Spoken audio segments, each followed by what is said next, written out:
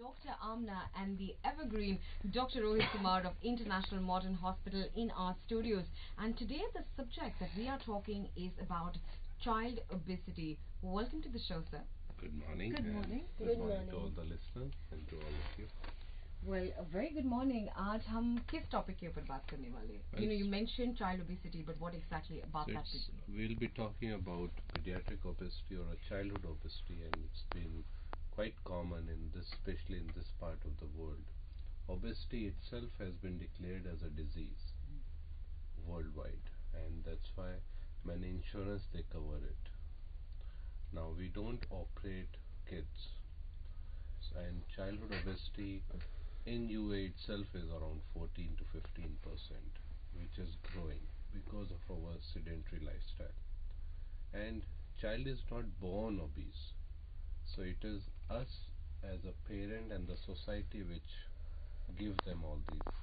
But there could be like underlying medical reasons for that to happen as well. Yes, Yes. but that may be only 1%, but rest all is how we expose the child, when the food and what kind of food, and Dr. Amna will be talking in detail about it. And we parents are involved 90% in their obesity. Right. We feel, Dr. Amna, that if our child is skinny, it's not cute enough. Well, and this is something that even I think it's had. an Asian thing, isn't it? It is an Asian Yes. thing, and this is something that even I had when I went to the doctor and I said, "ये लड़का खाता नहीं है," but actually he eats all day long, but still I don't feel he eats enough in comparison to other kids. Is this a question that you get asked quite often? Yeah, it's actually a norm that we follow. I think that any child who's obese is healthy, but that's not true because obesity is a disease. And like before, like long back, olden times, when we were more exposed to the healthy food, then only the kids who had a genetic tendency of being a little chubby or obese, they used to be obese, and rest all kids used to be normal. And then there is something called a baby fat, because there is a period which when like the baby has that fat and it starts shedding off once the baby starts walking. So a baby may be born little overweight, and they may continue to do so until they start walking, which will be around like 1.5 year or so. And then we have been seeing few babies who are chubby, and then suddenly when they start walking and they start any physical activity, they start shedding off that fat. And that is the time when most of us as parents, or we have grandparents at home, or even in friends, they start telling, oh, like what happened to him, he used to be so chubby, and now he started losing weight, or the baby fat has started gone. Though as a general concept we think that before he was only taking milk and now he has started eating as well. Right. Then what's the reason? So that is called a baby fat, which has to shed off, so we don't have to worry about it. We have to take care of the portions that we are giving to the child and what exactly the child is having. As we were talking about that there are certain medical reasons that the child is obese, there are very few. Like to name them, there may be Cushing syndrome, there are certain one or two other syndromes that the child can be obese, but then it comes as a syndrome. Your child should not be just obese and rest everything is normal. That means that is a childhood obesity related to nothing else than just limited physical activity and overeating. However, if we think of certain medical reasons, then the child would have certain other things, like they may be mentally slow, they may have diffuse body structure, their bones may be weak. So this all comes as a syndrome. So that is called a baby fat. All right. Okay. Yes. Okay. Go ahead, Dr. Amna. Yeah. So, if any of these syndromes are happening, then definitely it is syndromic or a part of a disease, and the treatment should be sought for. But apart from that, obesity leads to many different diseases in children, like hypertension, like high cholesterol, even stroke. These are things which generally we don't hear about kids. They are generally related to adult population. But if we don't care of the weight that our child is carrying, every year the risk for developing cardiac problems, bone problem increases to almost 15 to 20%. So, Dr. Amna, just to go back to what you mentioned, like about the causes. So, food being right on top of it. Maybe if you can mention a little bit of items or food that has should be consumed or should not for kids. I know it also comes down to the portion size as well. If you can maybe go into a little bit of detail. Yes, so we should always take care of the portion in terms, I didn't mean the portion of what the child is eating. I was considering that carbs, proteins, and fats. So we generally think that children should take all of these. So as we consider for adults, we should consider for kids as well that protein portion should be high. So we should not give them more of carbs. Generally, like Asian population, we eat rice, chapati, and all. It does not carry proteins much. So if we are promoting your child to eat that, then you should take care that if he is eating one chapati, he is eating three chapatis. So three is not good. Reduce it to one. If you want to give him chapati, it should not exceed more than one or one and a half. What time he is eating. Apart from that, there are certain fruits and vegetables like spinach, broccoli, lentils. These should be promoted because they contain certain vitamins, and those vitamins promote metabolism in children, which is not so efficient in adults. So these food like coconut, spinach, broccoli, lentils, they promote or they increase the metabolism in children faster than they do in adults. So make it a habit that you at least give these fruits or vegetables or things to the child maybe once or twice a week, not like every day, and try to refrain them from junk food as much as possible. Even if they are eating it once a month is fair enough. Every week also is a bit high, especially when you have seen that you have a genetic tendency of obesity, like maybe you were on a higher range or you have others kids or siblings of the child who are on a higher range. And also take care of their physical activity, that is most important. Don't restrict them to gadgets and let them sit at one place and perform the things. Try to make it a habit that at least 1 hour they should do some physical activity. Amna, in fact, you are talking about childhood obesity or pediatric obesity, and you said, screen time must be limited when your children are there. But believe you me, my child only eats when the screen is on. Coco melon chalu hota hai. That's when he says. That's when he opens his mouth. I know this is a very bad habit, but no one has that time in today's day and age to spend 4 hours sitting and trying to feed your child. How do you break this to a parent? That's true because of the limited time, or both the parents are working these days, so we don't get enough time to be with the child to inculcate certain good habits in them.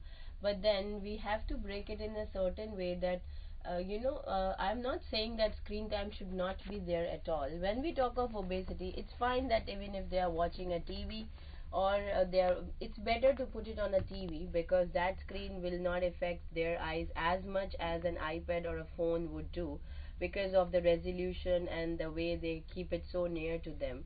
So try to put the same on the television, let them watch and eat. But after eating, what? Are they still sitting or they do some activity? So when it comes to obesity, what would you say are like the initial symptoms? It's not something where you go to sleep and you wake up obese. So there's got to be some symptoms, some things that you can monitor that your child goes through. What would they be? Yeah, so the thing again comes that there are three major factors that leads to obesity. First is diet, second is lack of exercise, third is sleep pattern.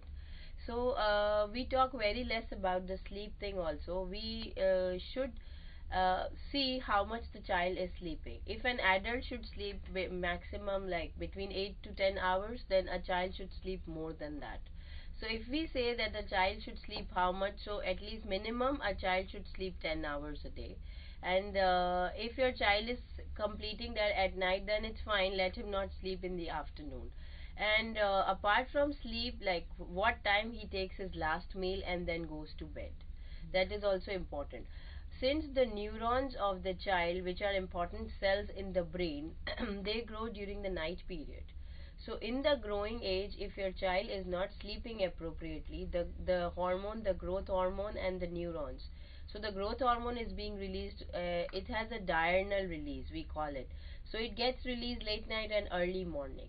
So So if your child is not able to sleep adequately, that hormone will become abnormal. So we don't say it will be less, it may be overproduction also, and that can lead to an obesity as well. Because if an obese child comes to us for any investigation, we do check his growth hormone and other hormones. So to regulate the hormones or to let them be in a balance, we should take care of the diet, exercise, and the time of the sleep and what is the sleep pattern. I guess most of it kind of stems down also from parents thinking, like Dr. Amna mentioned, the baby fat. So I guess after a certain point, the parents would look at their child and say, "Ah, he's still a baby. It's fine. You know, as they go older during their teenage years, they'll be fine." So at what age do you think childhood obesity actually start, or should be a concern to parents? Childhood obesity is documented to be started like by age 4 or 5, because that is the time even someone has a delayed milestone, they definitely would have started walking. And if the child is normal, he should have started or been introduced into a physical activity by age 4. And if by age 4 you see that the child is not able to lose baby fat, it can still be considered till that age he turns 5 or 6, because that's the time they have already started their school. And these days all schools, they actually carry sports as a subject, so they do have some sports activity at school. Now it needs to be in consideration in case your child is doing that actively or not. And a few children, as you were mentioning, they do play sports also, they do eat normal food and still they are obese. These are the children who need to be a cause of concern in terms that we have to evaluate them for any hormonal imbalances. So there are certain hormones like cortisol, like growth hormone, their excess or them being under, like in thyroid also, hypothyroid. So these are not the diseases of adults. They can, or Cushing's and other are the syndromes or the diseases that are there in the child, and they occur due to certain mutations in the genes when we are being born. So they are not always genetic. You may see very thin, lean, or slim parents and having an obese child. And when they say that the doctor, he does takes active participation in the sports, he doesn't get tired, and he's eating normal food, we don't give him junk, then that is a time when we should think of certain diseases. But that is like we generally see very rarely that when you inquire from parents and they say that he sleeps well, he eats normal food, he does play, and he's obese, there will be something missing out of these three things. First we should consider them these things also. But if these things are normal and the child is still obese, we cannot tell them that no, he's not eating healthy or what. So then when that is the point, we should investigate, do some tests which includes blood test, even bones, because certain syndromes, their joint spaces in the child becomes narrow, which is not a disease of a child. But if you see any of certain of these signs, sometimes I remember a child was being brought to me by just mentioning that he gets knee pain. Talking to us about childhood obesity, about pediatric obesity, and Sharon has a question for you. Yes, actually, I was thinking now this might not relate to me as much. I do have a baby; he's only 9 months old, so I'm not quite there yet. But Muriel was talking earlier with regards to how you have to have the screen with you all the time during meal times. What would you say are some of like the healthy habits for us to practice at home so we don't necessarily come to childhood obesity? Okay, so in terms of a 9-month-old baby, if you're considering that, I think they get attracted to some electronic toys or something where they can see, and they can. There are certain relaxing chair for the babies where you can give them a swing as well as some toys to play in front of them. So definitely by age 9 months, if you don't put TV in front of her or something, he or she may not get the habit of that television or a screen thing. But at the same time, if you get them involved more in the toys, until they come to a level where you can start making them write or draw something, then that is a healthy habit. However, you cannot, I'll again repeat, you cannot completely refrain them from screen, because these days in schools also they are promoting a lot of activities to be done on an iPad. So me being parent too, I actually tell them, I don't enjoy doing this much, because most of the time when they do home assignment, it is being uploaded on the iPad. So what I do for my child is I don't let him solve it on the iPad. I put an extra effort to either get a printout of it, or I copy the same on the paper, letting those blanks be there the way they want him to perform.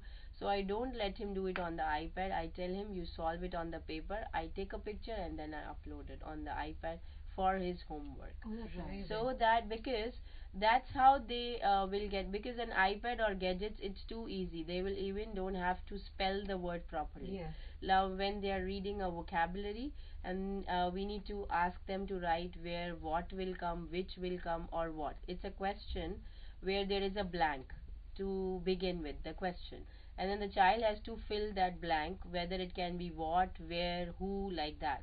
If he types W, rest spelling will come automatically. Yes. In an iPad, and Yeah. that's how he will not understand where to put what. So if he's doing on a paper, he may do wrong once or twice, but then he will get himself corrected. So I don't let him do poems or even storybooks which are being uploaded on the iPad. Or if they are on the iPad and he has to read them, I do an thing that where the mic is off, and he has to read it loudly himself. Words should not come before him. So these are certain habits which you can put it in your child. And I tell him, when it's your playtime, okay, you can watch iPad, watch some cartoon, but when it comes to study, you don't have to take help of that gadget. Right. If you want to practice maths, don't go on the math website and take question from there. That's what the teachers are and the schools are promoting, that go on the website and there will be questions, let them solve. But as a parent, then we have to do certain extra things to keep them away from gadget as much as possible. But they should not sound fool or silly when someone talks of iPad or computer in front of them. So at least they should know enough that, when it's actually needed, they would be able to use the gadget. Also, just touching on the same subject, what would you, because it's so informative, and I think a lot of us can actually take so much from what you've just mentioned. What are some of the things you would say, like for a little boy, you're 5, 6 years old, some physical activity that we can promote at home, especially during these times, like in the summer, we are unable to take them out to play areas and things like that. What are some of the things that we can do with them at home?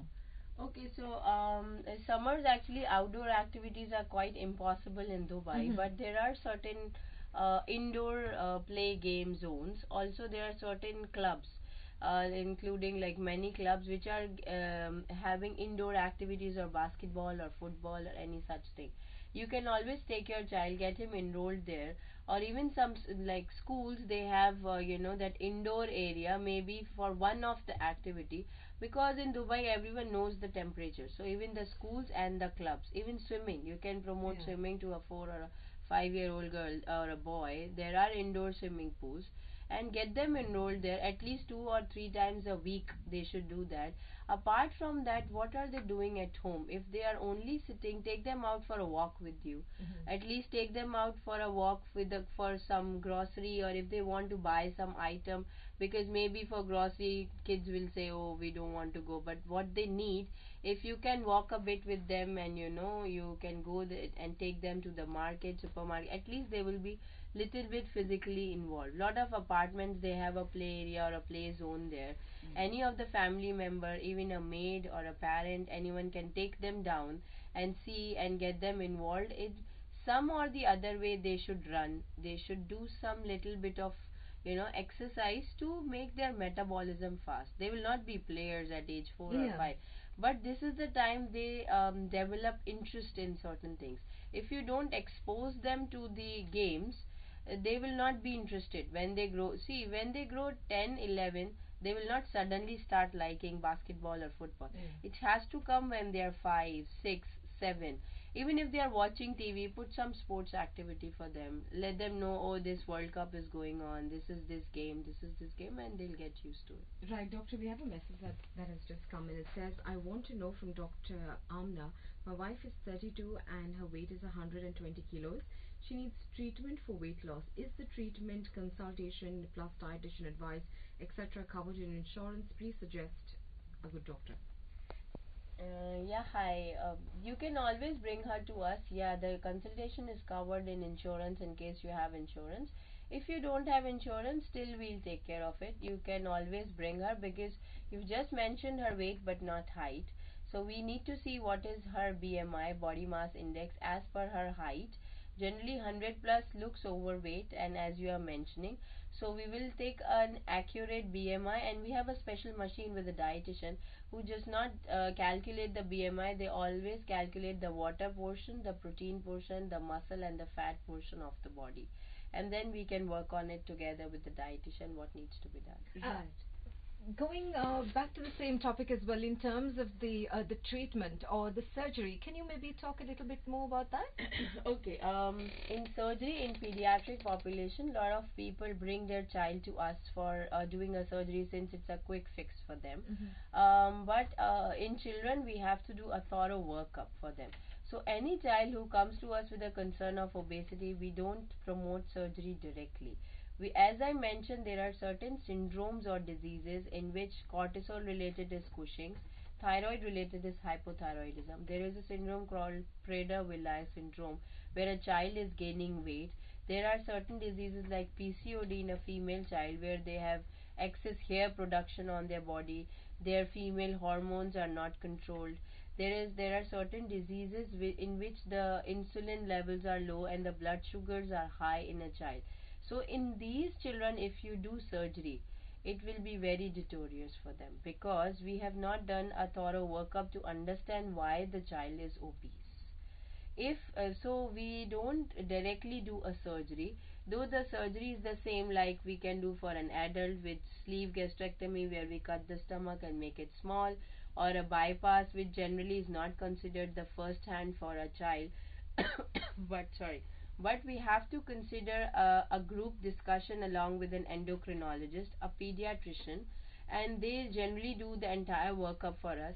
And 80% of the time, if I mention sleep, diet, exercise, if these three things have been normal in a child, then by good dietitian suggestion and help of the pediatrician, children can lose weight. So this is a request to all the parents that don't refrain from taking help or going to a doctor because it's not a quick fix for children. They have to live longer. So if we are talking about 15-year-old child, he may live for another 60, 70, 80 years. So if we give them a quick fix, that means we are not changing their unhealthy habits. We have to consider that, and if there is an underlying problem in with relation to the hormones, it can always be treated. So seek the advice, seek the treatment, change the habits, living habits, exercise, diet, sleep, and you will definitely get good results.